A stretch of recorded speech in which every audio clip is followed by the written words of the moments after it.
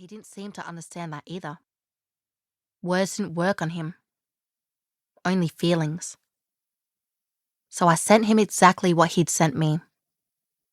Shock, confusion, fear. Telling him that I'd felt all those things too. That I understood. For a moment, nothing happened. Then Blue drifted closer. He was listening. I radiated out my own presence, trying to say, I'm here and I won't leave you. Because I knew what a difference it made not to be alone. Blue went all shimmery. I got the impression he was thinking. Then new feelings came. First a bitter, freezing cold. Then a sense of a hand closing over mine, and the cold disappearing. As if someone had reached out to draw me into a warm room. Oh, I knew what he was saying. Found.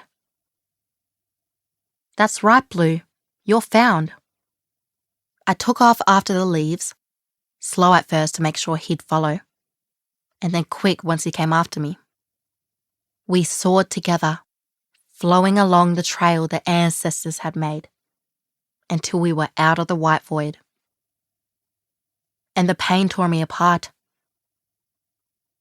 Someone was making wet choking noises. Me. That's me. I was back in the Sun Temple, and not dead after all, just close to it. The wind stirred my hair. Hold on, hold on, hold on. In the next minute, something buzzed through my body. A wave of fizzing, zapping energy. Blue. He was helping me. He was healing me, although I didn't think he could make me all the way better. But I knew I was going to live. Then everything went black. I shot up in the bed, gasping for air, drowning in pain. A scream tore out of my throat. I slapped a hand over my mouth to cut it off. Shut up, Belle Silverleaf. You're not hurt. Not now. Pathetic whimpering noises leaked out from between my fingers. I sank back down, curling into a ball as I waited for my body to catch up with what my mind already knew. It had been 4 years since High Priest Alistair had nearly beat me to death.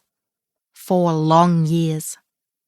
And all of them spent here in the Sun Temple, as the so-called blessed ward of the Sun Priests and Moon Sisters. Being trapped in this place was still real, but being nearly dead wasn't. And Alistair had never hurt me that bad again. The priests and sisters wouldn't stand for it, although they happily overlooked bruises and the odd broken bone. Blessed ward, my ass. Some guardians they all were. I tried straightening out my legs, only they wouldn't unbend, because they thought they couldn't unbend. You're not all smashed up, I growled at myself. It's just a memory.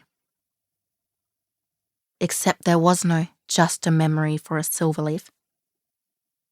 My family were memory walkers, able to visit moments in our past and experience them as if they were happening right now.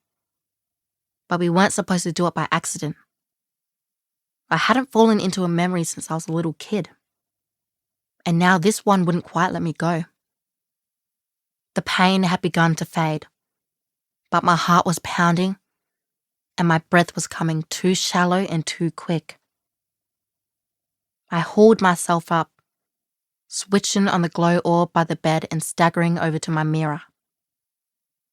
It helped sometimes to see myself in the now. So I studied my own face.